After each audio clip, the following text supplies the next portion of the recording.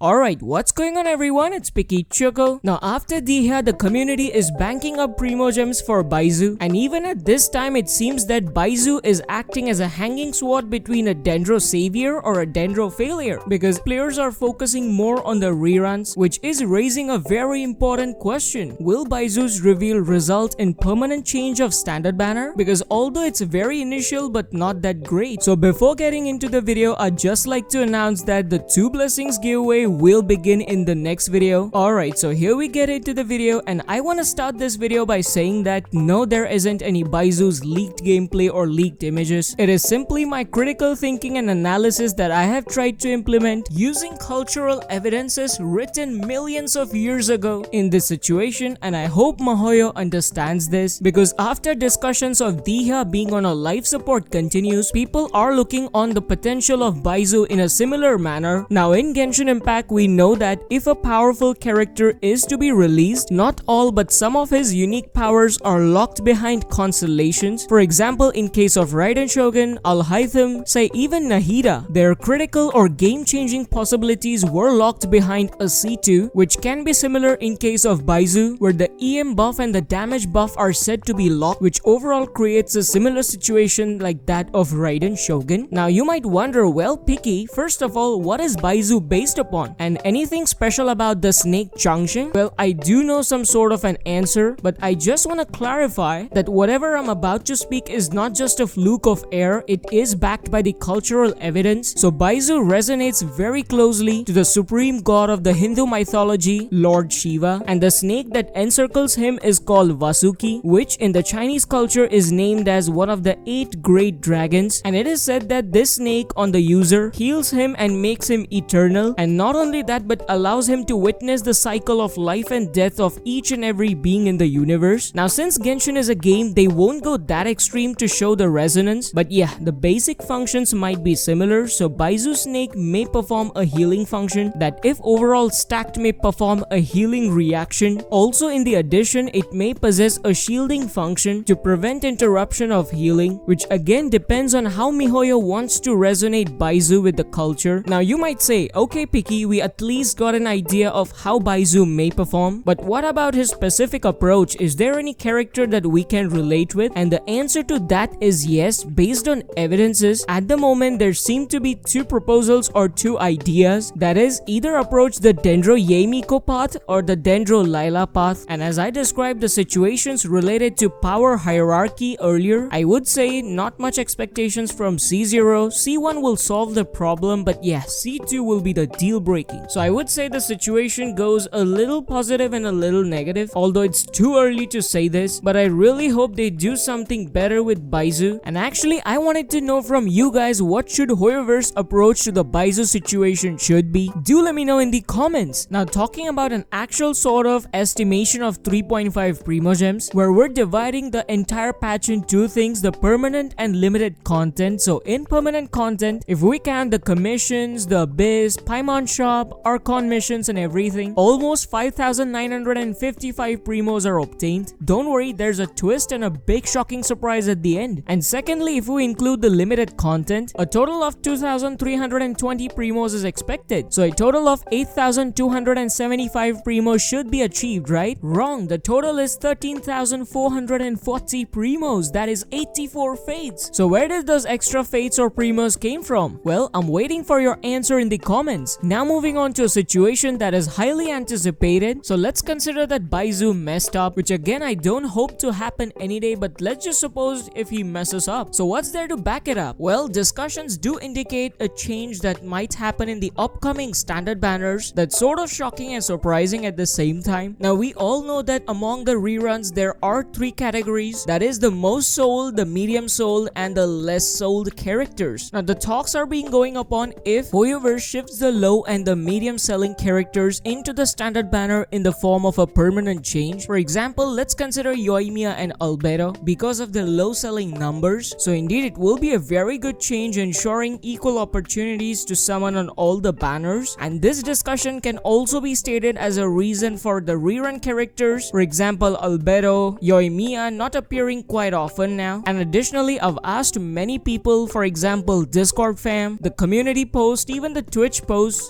mean in-stream opinions, majority of them want the standard banner to be changed for real. So yeah, MiHoYo, just change the standard banner for good and build a mechanic that we can get those blue fates in balance with the limited fates, where the ultimate goal would be satisfied for the player base. Now for the 3.6 reruns, as I said in my previous video, if you take any Archon, for example Venti, Zhongli and Raiden Shogun, all of them have been rerun in the 4th patch after their initial release, and by this logic, when Nahida was released in 3.2, the logic would correspond to 3.6, so that seems reasonable. And as for the other options, I really don't think if 2 strong characters are releasing and rerunning, they would put some other good characters, for example Kazuha, Klee or Ganyu, and we know that since Hyperbloom combination is universally powerful, a Hydro character where Nilu most likely and Ayato less likely may appear. So overall the situation may change and the future of Genshin may become a little bit improved. That's what I'm hoping for. And if you want to know more how I got to conclusions about Baizhu, don't worry, I've linked all those cultural evidences. Don't forget to check them in the description box or the comments. And all the best for your summons now that one of the biggest banners of Yelan and Hu Tao are appearing soon. So thank you guys for watching. If you find this useful, please like the video and subscribe, and I'll see you in the next one. Until then, stay safe and stay picky.